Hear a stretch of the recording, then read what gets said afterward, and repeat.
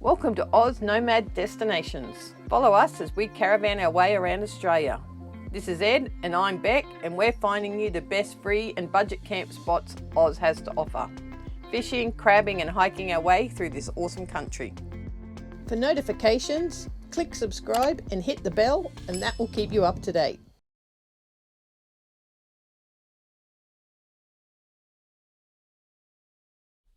See you all, can ya? It's been a blast. Today we're off to Broken Hill, 200 kilometres west, and only 32 kilometres from the South Australian border. The paddocks are huge. No trees for as far as you can see, all the way to the horizon. Just big open spaces and big trucks. I'm off to do some sunrise photos, and it is freezing. This is one of the prettiest parks I've been to, so different from anywhere else we've stayed. So we are at the Starview Primitive Campsite in the Living Desert State Park. We're about 12 k's north of Broken Hill. It's beautiful. It's pretty much like being right on the edge of the desert. It's a bitumen road all the way in. It's got toilets and showers, a camp area and a barbecues. And there's about 14 or 15 sites. It was $10 per person per night. Anyway, while we're here, we're going to show you around. There is also an entry fee to this park, and it was $6 per person.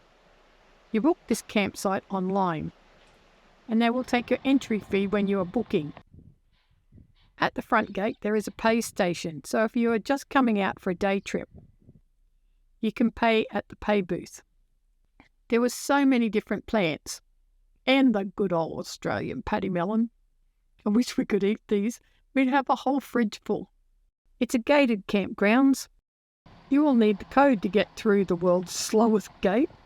It is so slow. When you book your site, they will email you the PIN code to the campgrounds gate. The sites were a very comfy size, more on the small size, but big enough.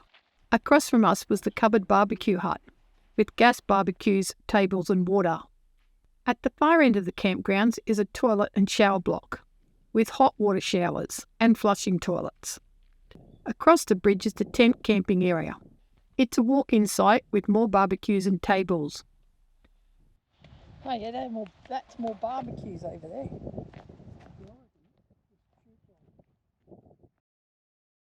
Down the road about 5 kilometres is a picnic area, which you can use with your entry. There were also toilets in this area. We used these toilets as we found the campgrounds got super busy. There is a walk to the Aboriginal etchings from the picnic grounds, and also a walk up to the sculptures on the hill. It is a quick walk from the car park. At the end of the steel walkway there is a piece of wire where you can point to the etchings. They're pretty hard to see, but if you look you can pick them out. The next stop was the Cultural Walking Trail. It's a 2.2 kilometre walking trail that takes about an hour. It's a planted garden of desert plants, all named. I think some of them have passed on to plant heaven. There is a hut with an info board on all the flora and animals in the park. Next stop is the sculptures. You can walk from here. It's 1.2 kilometres up the hill. We saw heaps of animals and birds, and we were glad to hear about the reintroduction of the wallaroos to this area. We headed off to do the sunset. As usual, we left our run a little late. These sculptures are amazing.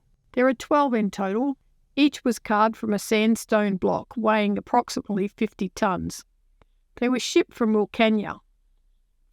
This park is on 9 Mile Road if you're looking for it. We got a cracker of a sunset, and the wind farms in the distance just made it even better. Today we're heading to Silverton. We got the car into position to hold the camera, and then I did the 10-second sprint. Click, done. We're off to explore. When we drove into town, we could see 4 donkeys wandering through the street. So good. Just there doing their thing. We had packed lunch, but it was still blowing a gale and freezing cold. And you can't knock back a good pie. So in we went. It was warm and cosy. We grabbed a pie each and a drink. Love a good pie. It's a family thing. Curry chicken for me and lamb for Ed. They also had coffee. So we've just been to the Silverton bakery for lunch, and their pies are delicious. The donkey pie's on the menu next week. When we came back out, the donkeys had moved camp. Will you let me pat you? Are you cute, little donkey? Oh, no. Not let her pat you? No, all right then. After trying to get my donkey fix and them not wanting to have a bar of me, we set off around town.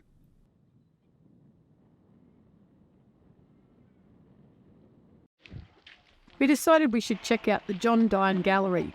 What a talent! We can't carry things with us in the caravan, even though it's very tempting.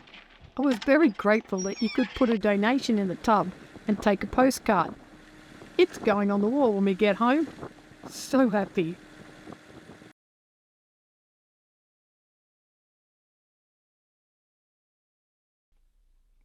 Ed did a whip around this church. In reality, it was more like 3 whips. I'm getting giddy. We got too close the first 2 times. I can only imagine what people are thinking. Weirdos.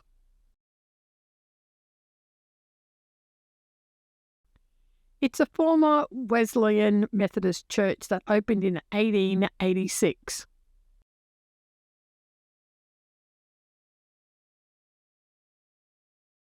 We cruised past the Mad Max Museum.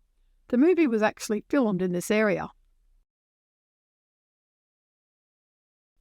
I love these big dirt streets and how people are just wandering around, looking around town.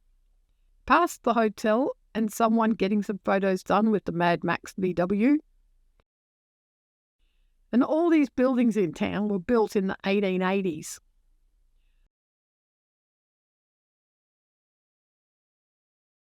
I love this old Catholic church. It sits up on the hill looking over the town. It's real hard to get a good shot of it, and it was too windy for the drone. I was trying to explain to Ed about this bit of road and how it was in the Mad Max movie. I've put in the piece of footage from the movie with the truck rollover. Off to Broken Hill we go. Heading up to the lookout first, the Line of Lode. It is one of the world's largest bodies of ore, containing silver, lead and zinc. The Line of Lode Reserve is a memorial to the miners that have lost their lives at work.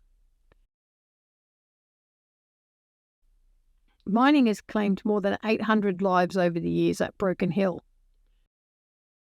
There is a visitor centre and a cafe, though the cafe was closed when we were there.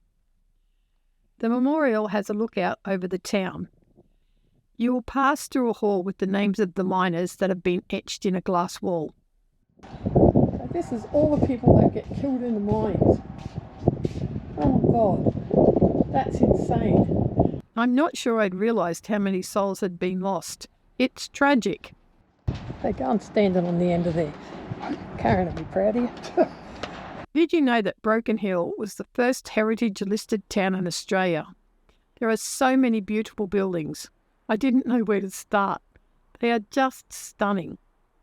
We didn't stay long and it was cold.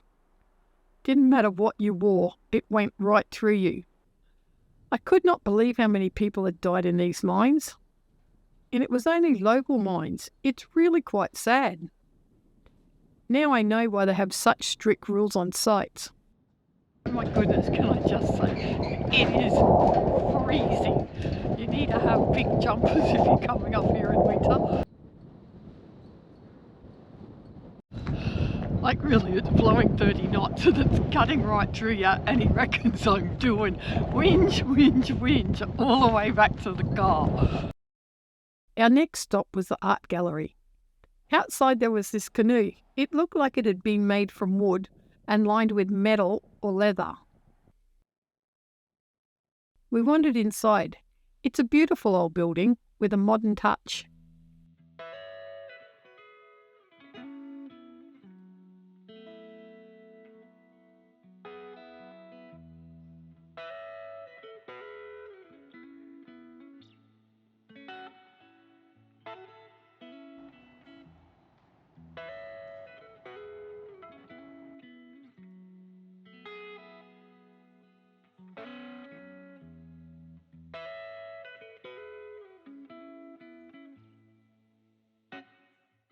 We wandered through and had a look and then headed off to the Silver City Mint and Art Centre.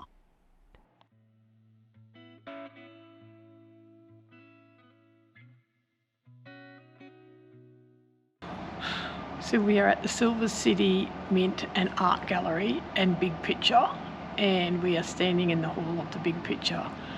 If you come to Broken Hill, spend a $7.50 and come and have a look at it. It is a great piece of work.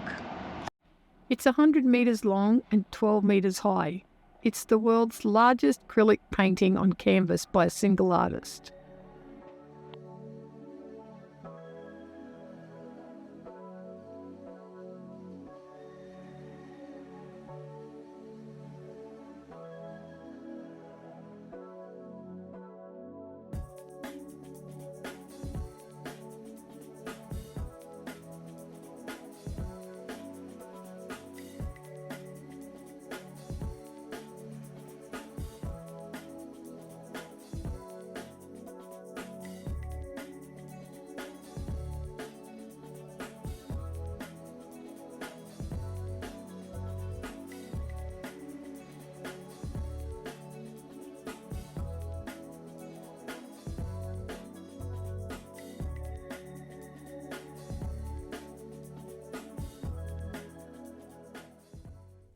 So that's us till this week.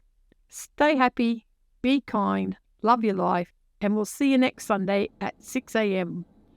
We're heading to Mindy Lakes and the mighty Mungo National Park.